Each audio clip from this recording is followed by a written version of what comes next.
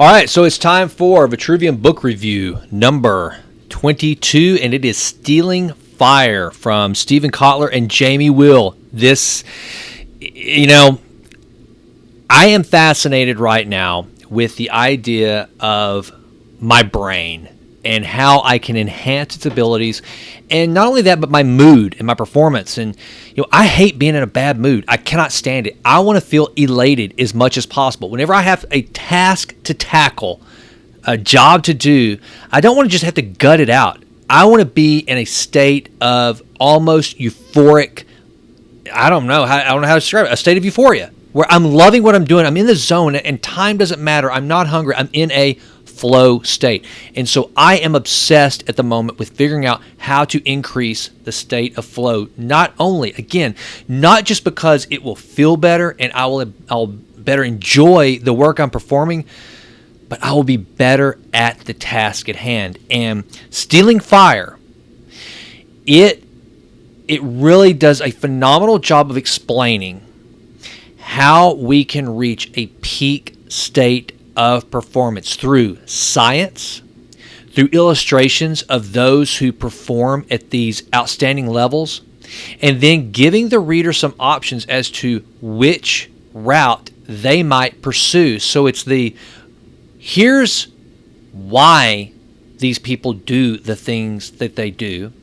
Here is how they do these things, and here is what's going on in their mind. The one thing that we all have in common with these like extreme sports athletes, or Eric Schmidt, the former CEO of Google, or Bill Gates, or an author like Stephen Kotler, we all have something in common, and that is this: we all have a brain, and those brains all have chemicals and hormones being secreted.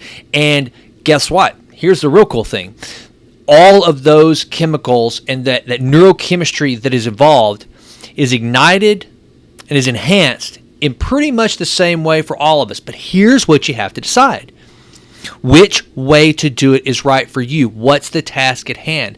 And once I have started to learn the things that drive the neurochemistry, then you can actually manipulate your moods. You can manipulate your performance. And that's what the book goes into, is how these things can be done. And I think it's really important to read. This is one of the most important passages of the entire book, because how you react to some of the things that you can learn about your brain and how you can manipulate. I don't like the word manipulate, but I guess that's what we're talking about here. When you start to learn how you can manipulate the neurological synapses and what's going on in your brain to enhance performance, mood, and your happiness, to battle depression, when you start to figure that out, you have to also start to calculate some other things, like the time it takes to get to a flow state, the risk that's involved. And here is one of the things that is written in here. Is called value equals. Is an equation that's pretty smart whenever you're analyzing this for yourself. Value equals time times reward divided by risk. In this equation, time refers to the learning curve, or how long you need to invest in a particular technique until it can reliably produce the experience of STER.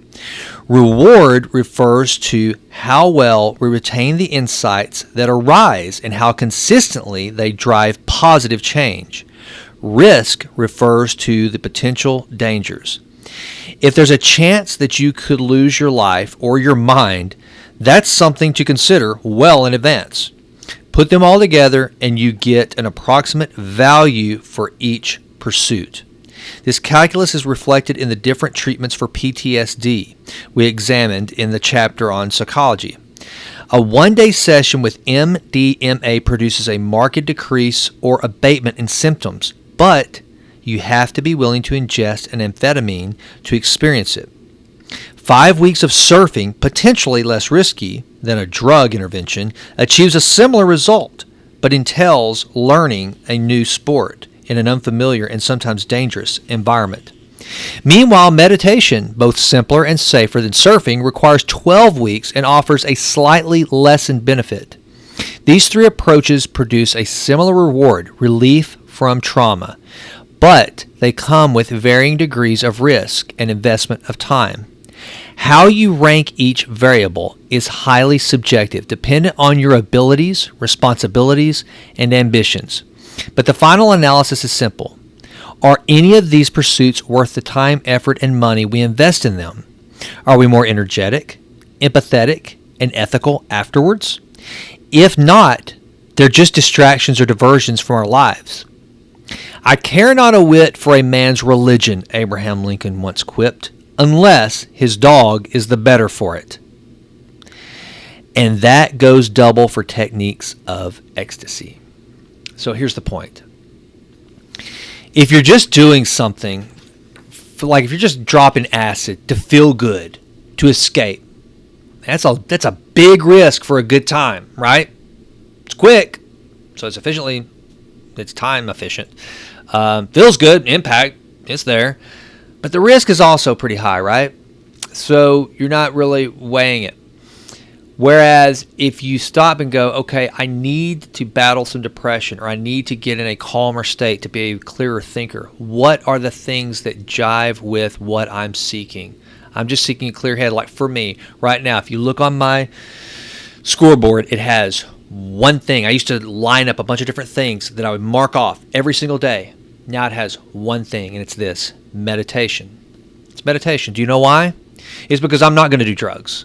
I'm not going to go jump out of an airplane. I'm not going to go base jumping. I'm not going to go doing something that could risk my life to reach this state of clarity, calm, and peak performance, and hopefully be able to control my mind to where I can jump into a flow state quicker, where I know how to trigger just right and line things up perfectly so that I have a better chance of reaching a flow state, which means that I will perform better, I will perform happier, I'll perform much more effectively.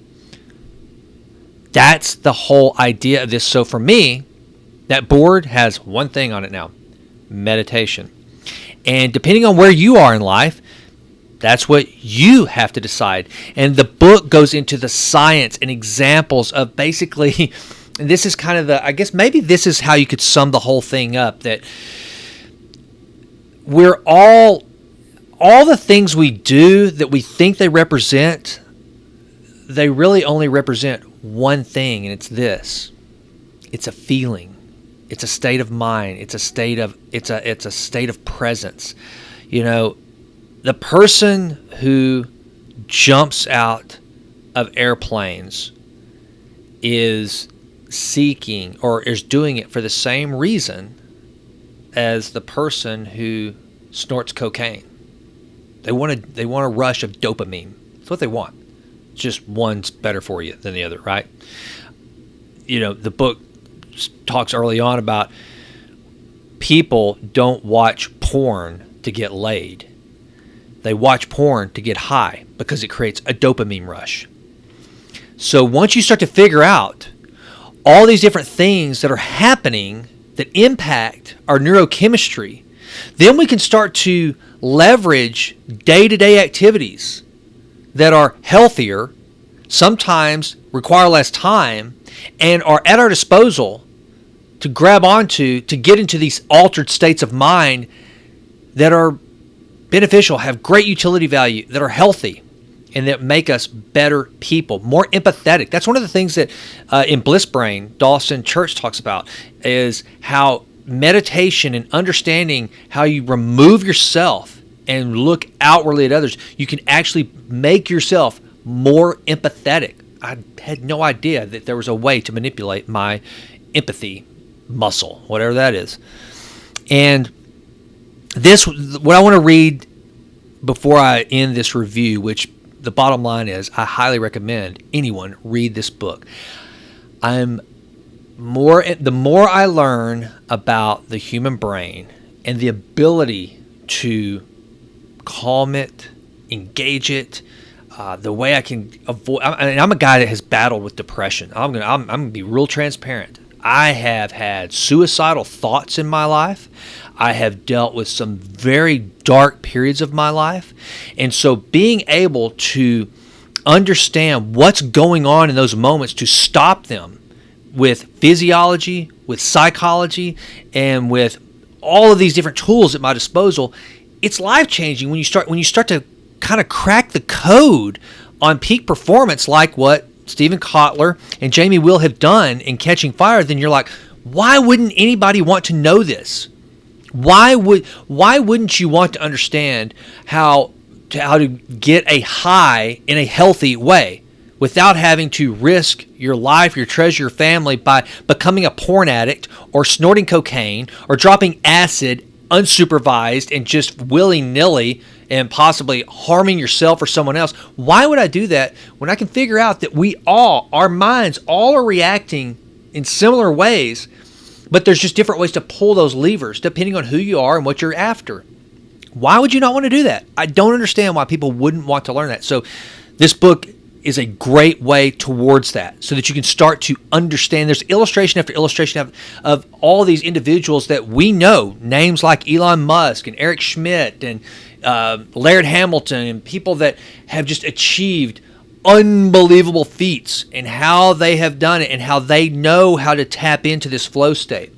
And it's phenomenal. But this was finally a really good passage, because a lot of people out there that may see this review and think about reading a book like Stealing Fire, or Kotler's other book I've reviewed called The Rise of Superman. You might be a CPA out there just leading what may be a mundane life, and you're like, God, why would I ever read a book on, people that jump off of mountains with with a parachute and not sure where they're going to land, or guys that will do a skateboard jump over the Great Wall of China, or do the things that Shane McConkney used to pull off. My gosh, why would I want to read that? I'm not that guy, but I'm bored, I'm miserable, I'm depressed, I'm tired, I have no energy. It's all making me not very good at my job as a CPA, job as a husband.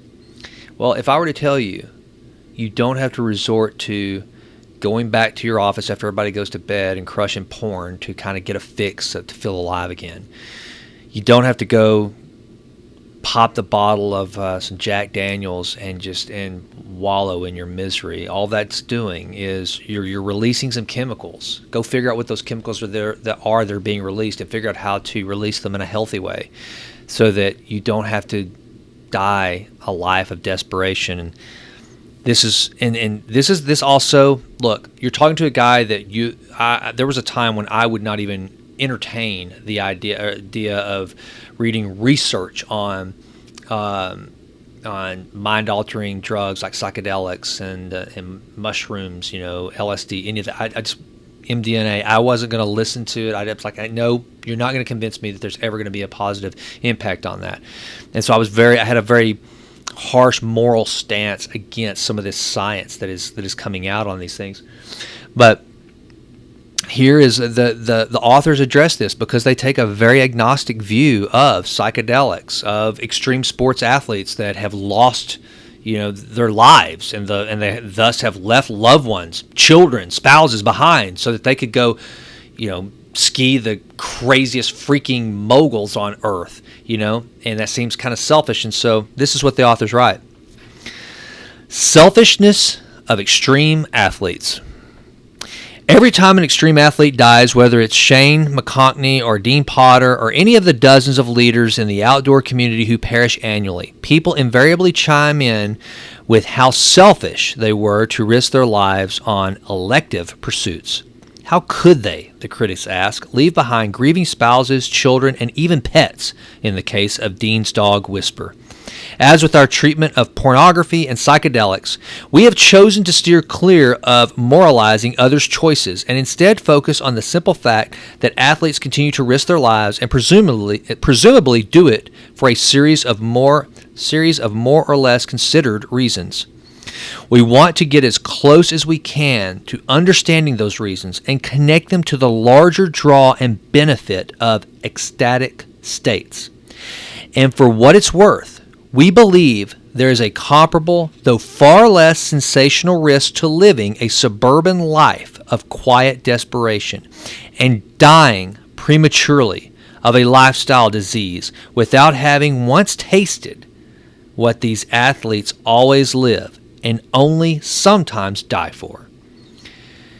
If you want to start to understand how to tap in to this amazing, which this is my belief, I'm not pushing on anybody, but this is what I think. Okay, so just give me some grace here for a minute.